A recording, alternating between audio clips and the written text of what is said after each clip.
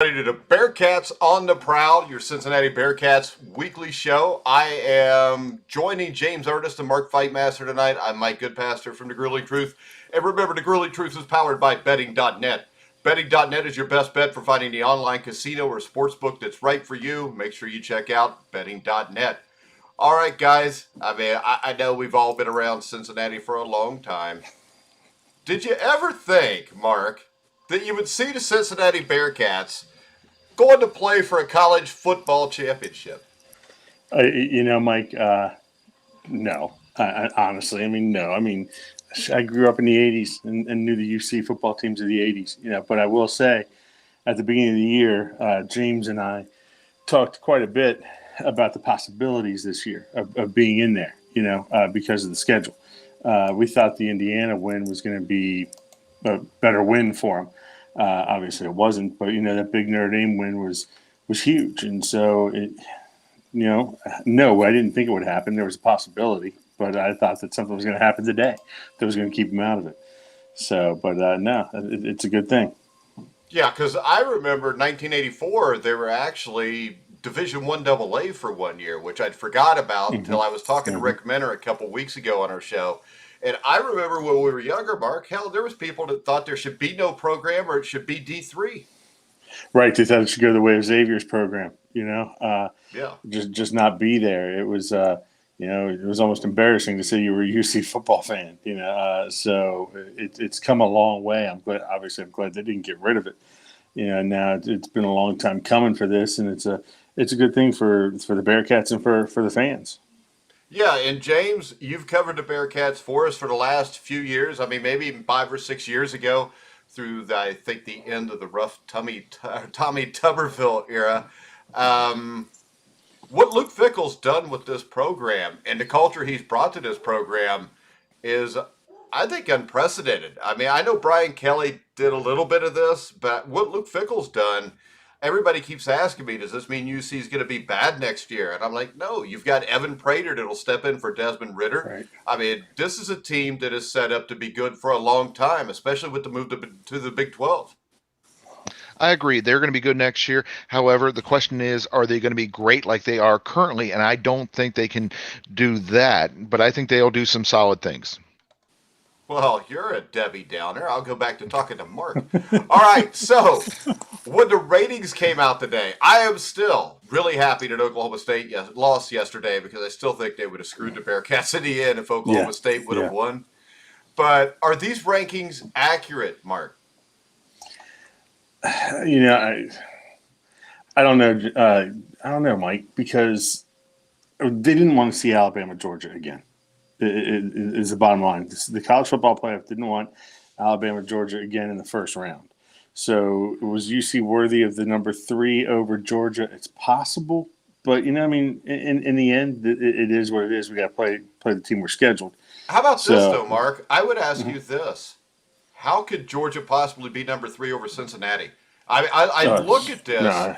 And Georgia beat nobody. You had a Kentucky and Clemson were probably their two best wins, teams that are ranked 22 and 24 right now. Yeah, you are 100% correct on that. And quite honestly, maybe it would have been best. Obviously we know who the 4 teams are, but could Georgia have even missed? Could it have been UC 3, Notre Dame 4? I think really Oklahoma State losing kind of put the committee in a tough spot because they could have said, okay, we're going to make them 3 and Cincinnati, Georgia 4 and Cincinnati 5 even, because that was my fear too, Mike. You're talking about with Oklahoma State that they could have jumped us. So, maybe we do deserve the 3rd. Maybe we do deserve it, but I don't think it was going to happen because, this is college football and college football's big bucks, right? And I think they want college football is like life, Mark. It's not fair. Exactly. It's a good point. Very good point. So I just think in the long run, it may not be the most fair ranking for UC to have them 4th, but it is what it is. Well, and the good thing about playing Alabama, James, is this. You get guys like Lee Corso, who doesn't have a clue what the hell he's talking about anyways, because let's face it, he's 95 years old, and they wheel him out of a nursing home for that show to put a mascot head on. And when you look at this, I think this may be the best thing to happen because I think Alabama, out of the three teams in it, probably the best team. So if I'm going to play the best team, I'd rather have 3 weeks to prepare instead of 1 week. Makes sense. I mean, having more time to prepare is always a good thing. And like you said, I mean, all three of the teams are just top quality. So no matter which way you go, it's going to be a tough game. Yeah, and when I look at this, though, I mean, do the Bearcats have a chance? I mean, I think they do. I think they have a very good chance. I'll explain that in a minute. But what are the keys to you, James, to beat Alabama? The keys to the game are just doing what they've done the whole season, which is playing solid defense and being able to run the ball and getting a little bit from Ritter. All right, Mark, same question. You know, I like that they have 3 weeks to prepare for him, and you brought that up, Mike. You know that they've got some time to prepare, so I like that. I think a big part of this, and I agree with James. You know, stick with the plan, but the coaching is going to be big. You know, what can this coaching staff come up with to counter what Nick Saban and his crew are going to do, and also I think. Limiting the big plays from Alabama. You know, they live on big plays. They can hit that 60 and 70-yard touchdown in a heartbeat. You got to limit that stuff, and you got to limit the mistakes. No turnovers. All right, I think this. I think the two keys to beating Alabama are two things that Indiana or that Cincinnati can do. I just got done doing an Indiana basketball show, so I got confused. But I believe this. I believe quarterback Desmond Ritter. Number one, he's got to be consistent because he always has that one quarter where he doesn't play very well. He can't afford that here. But he's a quarterback, and the style of quarterback he is has troubled Nick Saban teams in the past, not just this year. He's a mobile quarterback. He can run it or he can throw it. And the other thing here, the Bearcats defense, I think, just needs to slow Young and Alabama's offense down. You've got their second best receiver, John Mechie III, who was going to miss the game now. And if you look at what LSU did, Auburn and Arkansas, they all three did the same thing. And LSU held Bama to 20 points. And that was don't be afraid to bring the house, Mark. Yeah, you know, that's an excellent point. You know, how would they handle the pressure? You know, what was that yesterday in the Houston game? I saw them blitzing from the corners a little bit more than I remember them doing in the past games. They can do that, you know, if they can get him in there and get to the quarterback. I mean, that kid from Alabama is supremely talented. You know, he's great at what he does, and so, but he is relatively young. Maybe they could rattle him a little bit too with some pressure. Yeah, and I think the other thing, James, here is which Alabama team shows up. I mean, the Tide are kind of in the midst of a weird roller coaster kind of season. They lost to Texas A&M, who ultimately finished 8-4. They struggled against 6-6 teams like LSU and Auburn. So when I look at this, I mean, I'm thinking that maybe Georgia just isn't that good because they didn't play anybody all year. I don't think this is the Bama teams we've seen in the last few years. I don't think this team is that good. I think Bryce Young is better than any quarterback Alabama's had probably since Joe Namath or Kenny Stabler. But that's Bryce Young. And with Mechie being out, you got Sauce Gardner. You've got maybe the best cornerback tandem in college football to deal with these guys. That'll be huge. Yeah, you're right. That is going to be a big part of the game is the fact that, like you said, UC's defense can cover so well that they're able to blitz. And, of course, Gardner, he ended up having that nice sack in the game yesterday. Yeah. Yeah, I think they can bring pressure. And I think the other thing here, Mark, is Jerome Ford. I think the one thing we see of this UC team that we didn't see from like 98 Tulane or even the UCF teams of a couple of years ago is they look like an SEC team. They are huge. Everybody's over 300 pounds on the offensive front, and they can actually control the game with Jerome Ford, and then with Desmond Ritter being a dual-threat quarterback. I can tell you this. I think the 14-point spread is absolutely stupid. It's high. It's very high. I've already bet it too, Mark. Have you? Okay. I think it's a good move. I think it's going to be closer than that, and I think you're right, Mike. With Ford, I mean, he transferred from Alabama, you know, so I mean, he is an SEC style running back. He can take that pounding. He can dish out on the physical end and finish some runs. And then, as we saw yesterday, he's got the breakaway speed. We've seen it a couple of times this season, actually. So I think you're right. UC is built more like an SEC team than past G5 teams, a group of 5 teams that may have had a chance, So I think it's going to be closer than the spread. I agree with you, Mike. So, Mark, yes, can sir. they win the game? What kind of a chance? If I give you, give me a percentage, what would be your percentage that UC can win the game or will win the game? I say it's better than the snowball's chance in hell. Let me see. So what's a snowball's chance in hell? Is that like 0? It's 0. Okay. I'd say 10 to 15%. Comfortably, and maybe more. We have to take into account again that 3-week break. You give coordinators time with 3 weeks, creative coordinators, and they're going to come up with something. And I'm thinking Fickle can help with a defensive plan that's going to do some things that can disrupt Alabama. So I'm going to start by saying maybe 15%, but let's see how things go in the next few weeks, and maybe it'll bump up. All right. I think it's 50-50. Do you? Okay. I really do. I think UC, from what I see and their coaching staff, Mm-hmm. I don't think Bama is as good as what people say. I've been saying all year, Georgia's beaten nobody. I put it like this, James. If you were to translate UC and make their schedule who Georgia beat, and then let them play Houston in the AAC championship game, would Cincinnati be ranked in the top 4? Yeah, they still would. I don't think they would. What would give Cincinnati in the top 4 beating Vanderbilt and Charlestown Southern and all those guys? Oh yeah, you're right. Yeah, if UC had their Alabama schedule, no, they wouldn't get the respect. Basically, it's because of who they are is where Georgia's schedule. Alabama's schedule was tough. Georgia's schedule is crap. I mean, it just is.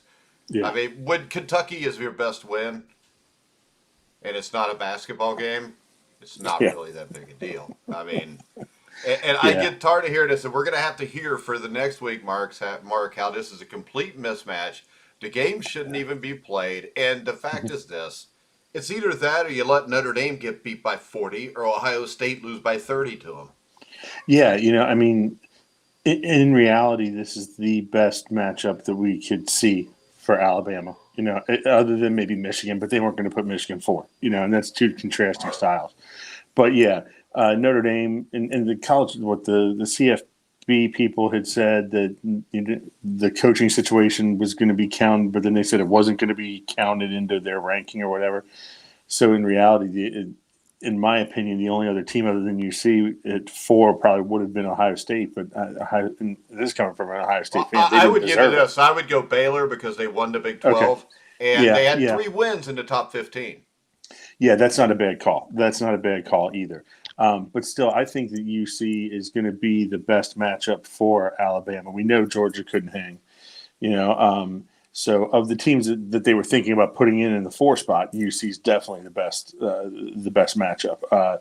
As I said, I think maybe the best matchup out of the top 4 against Alabama might be the Michigan team, but I'm not 100% certain on that. See, I kind of don't agree with that just because of the fact that Cade McNamara is a good quarterback. I think Ritter's a lot better. I think Ford is a lot better. I mean, UC, number 12, I always forget his name because I'm getting old. Mm-hmm. And in the defense, I think Pierce.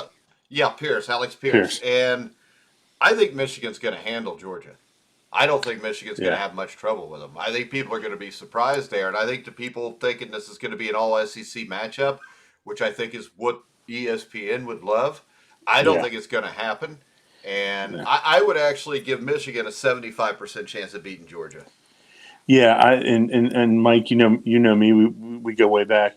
Offensive line, defensive line for Michigan is where I see the big advantage for them being over Georgia, and I think that's the reason why I say that maybe they would be a little bit better matchup than you see against Alabama. Michigan's line in the trenches, I just think they're a touch better than UC. I agree because Aiden Hutchinson is a beast. And that dude right there. But I could also give you this. I think UC secondary is significantly better than Michigan's. Yeah, and I will agree with you on that point. When you got Sauce Gardner and Kobe and all those guys back there, I agree. And I really think Bryce Young is that good. I think Bryce Young is a guy that's going to be really good in the NFL. I don't think he is your typical Bama quarterback. Of course, Mac Jones has shown that not everybody sucks as a quarterback at Bama, but A.J. McCarron showed us that sometimes they do. Yeah, yeah. Not a big Agreed. A.J. McCarron fan, but what the hell are you going to do? Yeah. All right, James. Are you going to cover this, James? We can get your Yeah. credentials. You're going Oh, to I'd love. Texas? Not to Texas. I ain't that motivated. You're not that motivated, or you don't want to Not spend that. that money? Don't want to spend that money, and the wife would There you kill me go. if I did.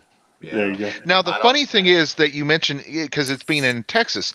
The weird thing was at the game yesterday, they didn't have anybody from Texas. There were no Cotton Bowl people wandering around, but there were several Orange Bowl people at the game, like reps that had the kind of those Hall of Fame jackets, but it had Mhm.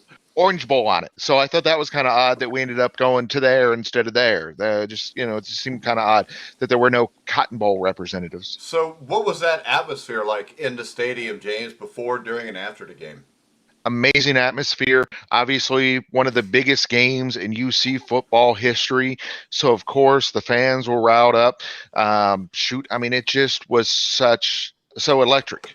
And then, of course, the first half, when they had the issues, when basically when we were only winning by a point, there was some concern in the air. You There know what? It definitely was concern in the air because all those people are majority Bengals and Reds fans. Also, we know how this ends up. We know how it goes. Yeah, That's true. Because I remember sitting there watching watching the game at the start of it, and I just looked at my son and I said, "I don't feel good about this." He said, "Me neither." He says, "I hope Jeremy Hill didn't get the ball." Yeah, no doubt, man. No doubt. Jeez. But yeah, in that third quarter, when they really took over the game, I mean, from then on out, it was just the fans thinking about running on the field and being jackasses. And that's kind of what they were. So, did you run on the field, James?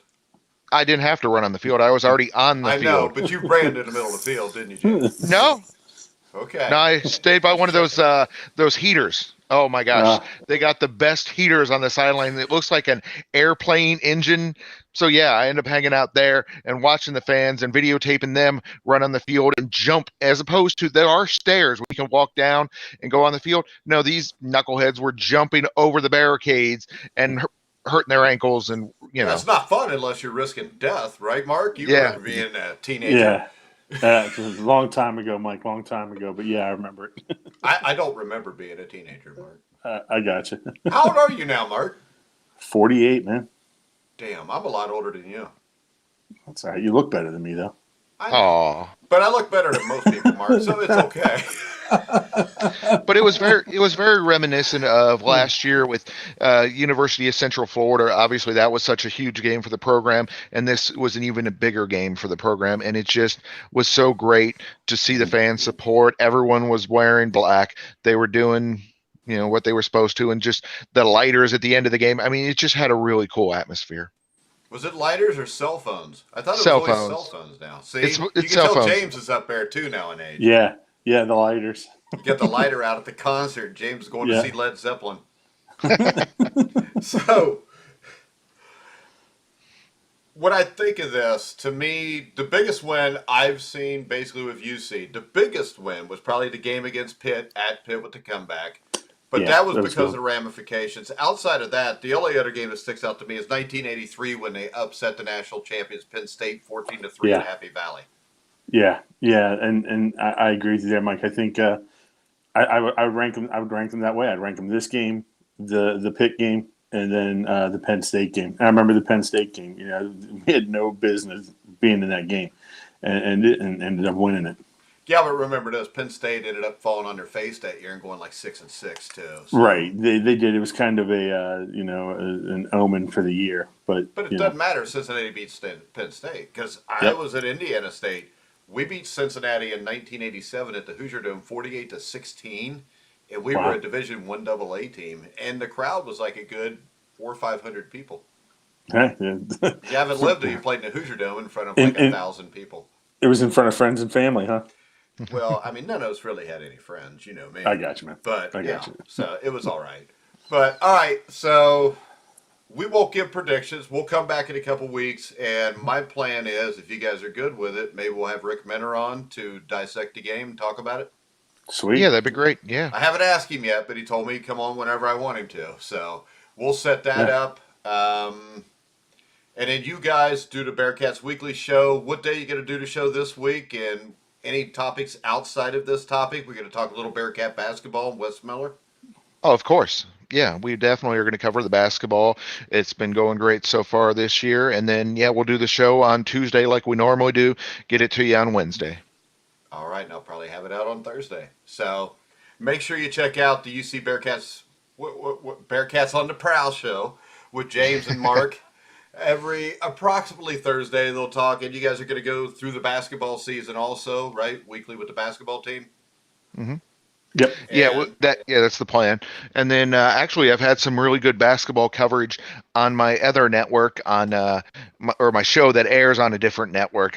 Not on the network, on ESPN 1530. I do a show Saturday mornings called This Dream House, and we had Mike Roberts on, the assistant coach, and then we had Jake Thielen, the director of basketball operations, on recently as well. So, and I can imagine we're going to have a bunch more basketball alumni and different people throughout the season. I don't remember us discussing you getting free plugs on your show, James.